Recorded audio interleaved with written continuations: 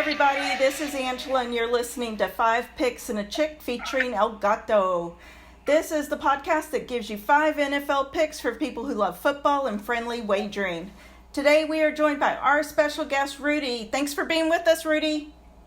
Thanks for having me again. All right. Well, last week I went 4-1 and El Gato went 4-1 as well. The total for the season so far, El Gato, I have 8 wins, 6 losses, and you have 10 wins, 4 losses. Not too bad, huh? That's a pretty good picking, I would say. Yeah, we did pretty well. I'd say really well last week. That's the way the games turned out, and hopefully we can keep it going this week again. Let's do it. I hope so. You know, a couple of podcasts back, I said I felt like the Jets and Cowboys were the top 2 defenses in the NFL. I'm kind of retracting that right now. Upon further review, let's throw that red flag on the field. Upon further review. Almost like that Progressive commercial where they replay. Oh, gosh, yeah. I felt like throwing that out for sure. But hey, that's the way it goes. So anyway, let's get started. My first pick is going to be Buffalo minus 2.5 versus Miami. I really think that this is the game of the week between these two teams. Both teams are coming off impressive wins, and we all know about Miami's offensive barrage last week. But 2 of the Dolphins' wins have come against 2 of the worst defenses in the league. That was Denver and then the Chargers. Now they go on the road against a top 5 defense and a team in the Bills who are still the team to beat in the AFC East. I'll take the Bills minus 2.5. What are your thoughts on this game, Rudy? Yeah, actually, I feel the opposite about that, actually. Okay. I think coming off the historic win last week, I think the Dolphins are riding high. Plus, they get Jalen Waddle back. They didn't even have Jalen Waddle and scored 70. I know it's against a bad defense, but I think Mike McDaniel's super smart, super good play caller. Probably one of the top 3 coaches in the league right now. I think the Dolphins are actually going to blow the Bills out. I just don't think Josh Allen's playing that good this season. Okay. What about you, El Gato? Do you have some thoughts? Yeah, I do. I struggled with this point spread at minus 2.5, and Miami put up a bunch of points. It looked like a college score last week against the Broncos, and the Broncos are bad. But, the Bills are also struggling in their run game, but Josh Allen is Josh Allen. He can throw the ball around the field and put them in positions where maybe their run game does not need to be A+. Struggling with the point spread, I went ahead and I'm going to go with the over 53 on this one. I think both teams have the ability to move the ball up and down the field and score the ball. So I'm going to go with an offensive shootout. I'm going to go with over 53, Miami and Buffalo. Yeah. Josh Allen, he did come out sluggish on his first game, but the last 2 games he's played pretty well. So I'm going to stay with the Buffalo Bills minus 2.5. My second pick is going to be Seattle at Giants. This is a pick'em. The Giants are letting up 33 points a game, and they got outgained by almost 300 yards last week. I don't see how they can fix their issues in 1 week, not to mention they are still a little bit banged up with key players. I'm taking the Seahawks as a pick'em. What are your thoughts on this game, Rudy? Yeah, I actually like the Seahawks here too. I think they actually opened as underdogs, got bet down super fast to a pick'em. I just don't really think the Giants are that good, especially, they probably should have lost to the Cardinals, even though the Cardinals came out and beat the Cowboys last week. But, they're down pretty big to the Cardinals. But I think the Seahawks are playing good enough right now to beat the Giants. All right. What about you, El Gato? Do you have any thoughts on this pick?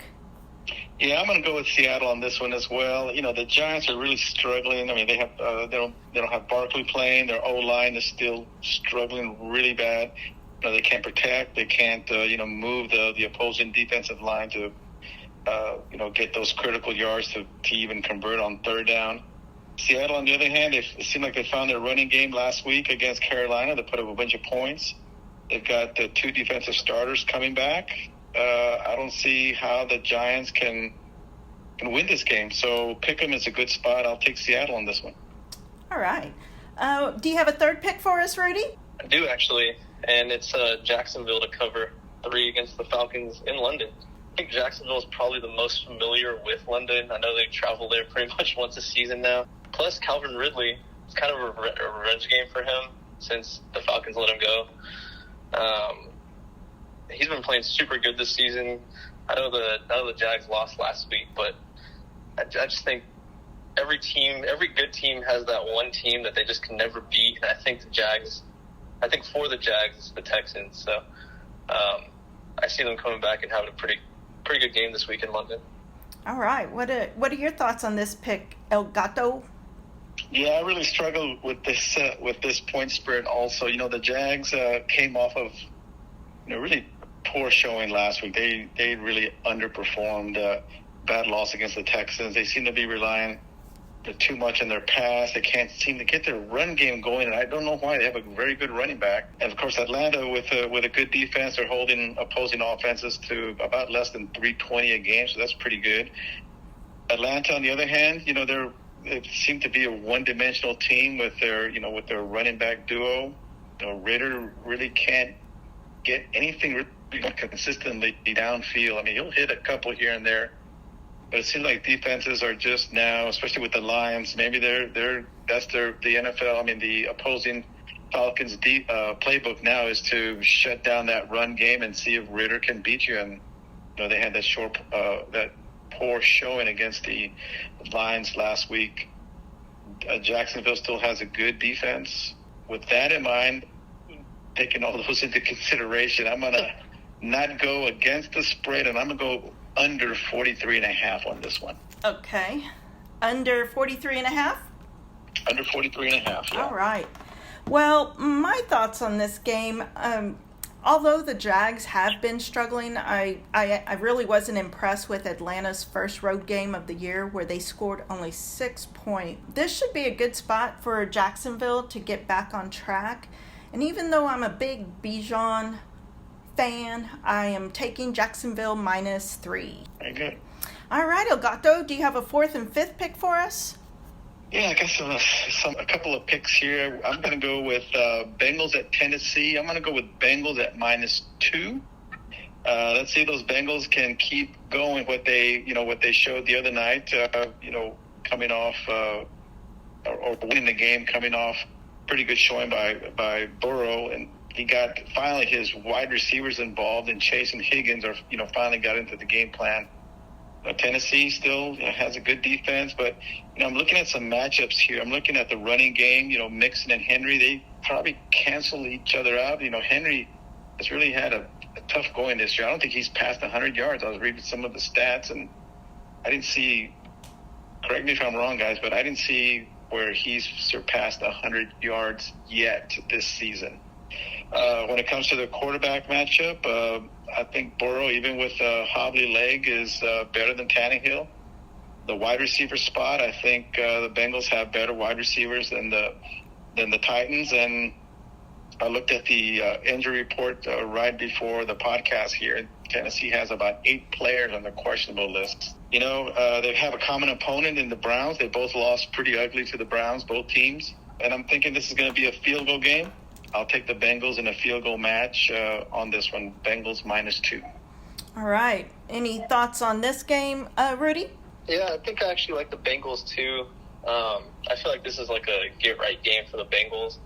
I know the Titans' defense is pretty good, and they're still, very well coached. But I think Joe Burrow probably should have sat out last week, and I feel like the Bengals probably still could have won with the backup. But hopefully his leg doesn't, hobble him too much. But I think this is a spot where the Bengals can definitely get right. I know Derrick Henry struggled a little bit this season because I have him in fantasy, and he hasn't been doing too good.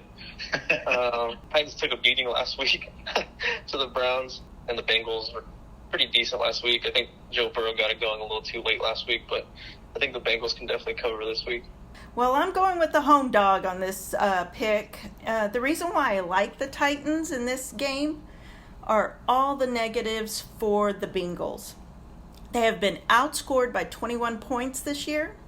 They have been outgained by 320 yards. Burrow has a calf injury. They were on the road off a short week and giving 2 points. So I'm going to go with the home dog in this one. Okay, I'll change my pick. Yeah. You convinced me, Angela. I'll change my pick. Hey, it's up to you. That's a good analysis. It can go either way. You're right. Yeah, I think so. Earlier, and this has nothing to do with the pick, Rudy had mentioned the Browns. When I was doing my research, I could not believe that Browns have the number one defense in the NFL. Can you believe that? Amazing. Yeah, amazing. In past years, they've been maybe middle to lower, but yeah, they've got a hell of a defense. Yeah. Anyway, I kind of got off track there. So let's hear your fifth pick. All right, I've got the Chiefs at the Jets, and I want to go with minus 9.5 Chiefs. So, that's a big spread, but the Jets. That was going to be my surprise team this year. I think I even mentioned that in week 1. But after losing Rodgers, now they've got Wilson at quarterback, and that guy just can't get out of his way. Half of his team doesn't like him. New York fans don't like him. The guy's in a tough spot, but he's trying. I'll give him that. But the Chiefs, they've got some young wide receivers that are starting to play pretty well. I mean, they played well last week, albeit against the Bears. I'm talking about Moore and Rice. Ever since they got back healthy on the defensive side, they've been playing much better on defense. Again, I'll go back to the Jets. They've got the quarterback issues with Wilson, and I don't think the teams that they're playing are respecting his passing skills, if you want to call them that. And they're just concentrating on stacking that line and stopping that run and then making the Jets one-dimensional. And we've seen how that's turned out when they put the ball in Wilson's hands to try to manage third down conversion or third and long. You just can't do it. Bottom line, I looked at this game saying, okay, can the Jets score 17? They've been averaging about 11 points the last couple of weeks. And can the Chiefs score 24-27? Well, I think the Chiefs can score 24-27, and I don't think the Jets can score 17. I could be wrong. If that's the case, then I've got the spread covered there, so I'll go with the Chiefs at minus 9.5. All right. Do you have an opinion on this game, Rudy? Yeah, actually, and I'm definitely piggybacking off of the Chiefs pick here. I think Zach Wilson gets a little too much hate at this point. I understand, he's not a good quarterback. This is probably the quarterback mismatch of the century, but to piggyback off the receivers getting a little bit better for the Chiefs, I think Sky Moore is definitely an ascending star. He looked really good last week.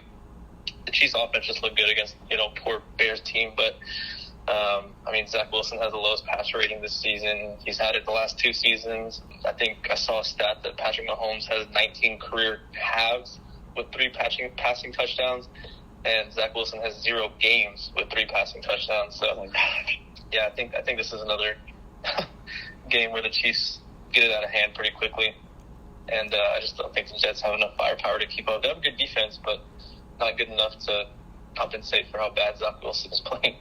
Yeah. Yeah, poor guy. He really is in a tough spot, like Elgato said. But, man, this is a mismatch, like you said, Rudy. But the Jets have been really good when they are getting a lot of points at home the last 2 years. I know this is a little bit different situation, but I still am going to take the Jets in this game. I think it's just a lot of points. KC will win, but the Jets will keep it close. And so I'm taking the Jets. That's a good analysis. The 9.5 is a bunch of points in the NFL, but we'll see how it goes, right? We'll see how it goes. Can y'all believe I saw on the news that the Jets have a sold-out game for this week? And I think that's all because of the hype with Taylor. God dang it. Test. With Taylor and Travis. Oh, yeah. So, can you believe that there are odds on this couple? What are they? Let me tell you, this is going to be my bonus bet.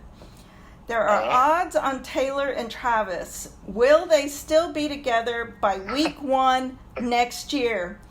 It's minus 150, yes, plus 110, no. I am rooting for them as a couple, so I'll take that they will minus 150.